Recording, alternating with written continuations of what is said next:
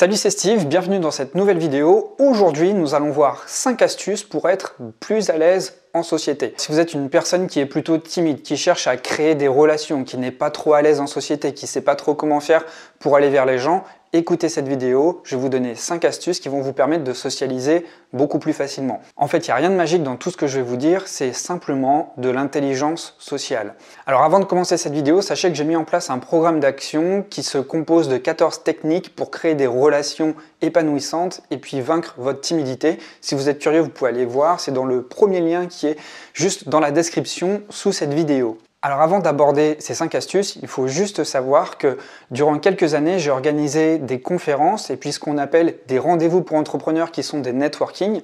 Donc ce sont des lieux d'interaction, des espaces de rencontres pour aider les entrepreneurs à faire des rencontres. Donc pour moi, le fait d'avoir créé durant 3 ans des conférences et des networking, ça a été pour moi un laboratoire de relations sociales qui m'a permis de voir qu'est-ce qui faisait que les gens faisaient des rencontres qui allaient par la suite durer et qu'est-ce qui, sur le plan professionnel, faisait que les gens allaient construire des collaborations. Donc vous n'êtes pas forcément entrepreneur, ça je le comprends, mais les 5 astuces que je vais vous proposer s'appliquent parfaitement à tous les profils. Alors pour commencer, la première astuce que j'ai envie de vous partager, c'est de ne jamais attendre qu'on vienne vous voir. C'est de toujours faire le premier pas et toujours aller vers les autres. Avant même que la question vous monte à l'esprit, ayez toujours ce réflexe d'aller vers les autres le premier.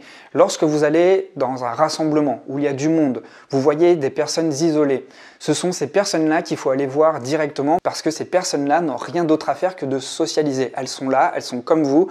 Et elles attendent qu'on vienne les voir, mais ayez ce réflexe, prenez ce statut de leadership pour aller justement rencontrer ces personnes qui sont en besoin de relations tout comme vous. En fait, lorsque vous prenez l'initiative de faire ce premier pas, elle sera toujours encouragée par votre interlocuteur. C'est très rare qu'on vienne vous rejeter puisque vous êtes dans un rassemblement, les gens sont là pour faire des rencontres. Alors quand je dis rassemblement, ça peut être par exemple une rentrée scolaire à la fac, ça peut être, comme je l'ai mentionné tout à l'heure, un événement entrepreneurial, ça peut aussi être dans le monde intra-entreprise, ça peut être aussi dans une soirée avec des amis. Lorsque vous êtes une personne qui est arrivée, qui ne connaissait personne, prenez cette initiative d'aller directement vers les autres. Cette initiative sera toujours saluée parce que vous prenez toujours cette position d'ouverture. Et lorsque vous prenez cette position d'ouverture, vous vous prédisposez à une certaine énergie, cette énergie qui vous pousse à la socialisation. Alors, il suffit de le faire une première fois et de le multiplier plusieurs fois dans la soirée. Mettez-vous un objectif peut-être de 5 à 10 personnes. Allez juste briser la glace, allez rencontrer 5 à 10 personnes pour gonfler la confiance en vous et vous donner ce statut de personne ouverte. La deuxième astuce vient compléter la première. C'est de ne pas être nombriliste, c'est de toujours écouter attentivement ce que disent les autres avant même de parler de vous. Lorsque vous allez faire le premier pas et aller rencontrer une personne, bien évidemment, vous n'allez pas parler de vous tout de suite, ce serait vraiment malvenu. Mais si vous posez des questions bien ouvertes à la personne pour savoir qui elle est, ou alors pour lui demander son avis sur ce qui se passe ici actuellement, vous allez mettre votre focus sur la personne qui est en face de vous. Comme je vous l'ai dit, les gens sont nombrilistes, ils adorent parler d'eux, ils adorent donner leur avis, même s'ils sont réservés. Lorsque vous êtes dans cette attitude d'écoute active, lorsque vous écoutez la personne qui est en train de s'exprimer devant vous, vous pouvez, pendant que vous l'écoutez, vous focaliser à 100% sur ce qu'elle vous dit et vous essayez de trouver des points de connexion qui peuvent relier cette personne à vous. Ce sera l'occasion pour vous de surenchérir la conversation et de proposer des thèmes de conversation qui sont en lien avec votre vie à vous. La troisième astuce pour être plus à l'aise en société, c'est d'avoir une communication non verbale qui n'est pas basée sur la fermeture. Bien souvent, je vois des personnes qui sont comme ça, ou alors qui s'agrippent avec un objet comme ça. Mais lorsqu'il y a un objet, comme cette bouteille d'eau par exemple, qui est entre cette personne et vous, eh bien, il y a quelque chose qui bloque la conversation. L'énergie est bloquée. Et ça, c'est un détail très subtil qui peut vraiment avoir une énorme importance sur la qualité de la relation. Alors voilà, l'exemple typique, c'est de croiser les bras aussi. Lorsqu'on croise les bras, bien évidemment, on bloque toute la communication qui vient de la poitrine. Évidemment, je vous conseille aussi de parler le plus possible avec vos mains et de montrer vos avant-bras. C'est le vecteur par excellence de l'expression. Parce que lorsqu'on parle avec ses mains, on utilise les outils les plus expressifs du corps humain que sont les mains et les doigts. Donc n'hésitez pas vraiment à parler avec vos mains, ça vous aidera grandement à créer des relations basées sur la confiance et ça vous permettra aussi d'être le plus expressif possible.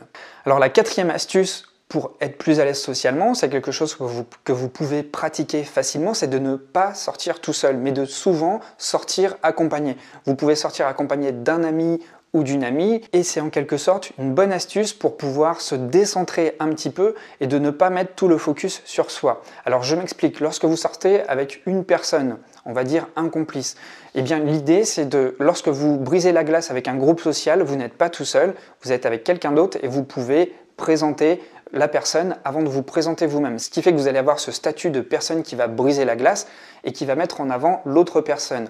Et après, eh bien, puisque c'est un lien de complicité que vous avez avec cette autre personne, eh bien, de manière fine, cette personne pourra vous introduire par la suite, elle pourra vous présenter de manière indirecte auprès du groupe social avec qui vous êtes en train de briser la glace. Et puis la cinquième astuce, c'est de se souvenir des prénoms. Alors ça, c'est un truc qui n'est pas toujours facile lorsqu'on est assez intimidé, lorsqu'on doit socialiser dans un groupe social, on se pose des tonnes de questions, on est beaucoup dans sa tête à mentaliser, et lorsqu'on brise la glace avec quelqu'un et que voilà, on pose les premières questions, bien souvent, on oublie le prénom.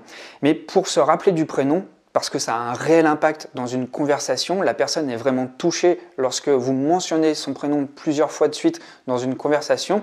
Le but c'est de dire déjà bonjour, et lorsque la personne vous donne son prénom, vous lui dites bonjour en répétant son prénom. Ensuite vous essayez de placer quelques fois le prénom de la personne dans la conversation, au minimum 5 fois, de sorte à pouvoir vraiment l'imprimer dans votre cerveau, de pouvoir imprimer l'image de cette personne avec le prénom. Le prénom, c'est vraiment quelque chose de très puissant qui permet vraiment de créer un lien comme ça de confiance directement et qui crée également une certaine proximité parce que vous témoignez à la personne que vous avez été attentif à son individualité. Donc si vous souhaitez aller plus loin, je vous propose ce programme d'action qui est composé de 14 techniques pour vaincre cette barrière qui est la timidité. Ces 14 techniques, c'est vraiment des techniques pragmatiques à appliquer directement sur le terrain. Ce n'est pas du tout une formation académique. Cette formation va vous aider à mettre en place directement dès demain des actions. Et ces actions vont vous permettre de vous ouvrir beaucoup plus facilement aux relations sociales sans avoir à vous compromettre, c'est-à-dire sans essayer de jouer le rôle de quelqu'un d'autre, mais d'être parfaitement authentique, d'être parfaitement soi-même. Voilà, vous êtes au courant de tout, c'est tout pour aujourd'hui. Je vous remercie beaucoup d'avoir suivi cette vidéo. Si vous pensez que cette vidéo peut servir à quelqu'un, n'hésitez pas à la partager. Si vous êtes tout nouveau sur cette chaîne, abonnez-vous, vous aurez d'autres vidéos comme celle-ci. Et si vous souhaitez me partager votre situation, n'hésitez pas à la laisser dans les commentaires. Je vous remercie beaucoup d'avoir suivi cette vidéo et je vous dis à très vite.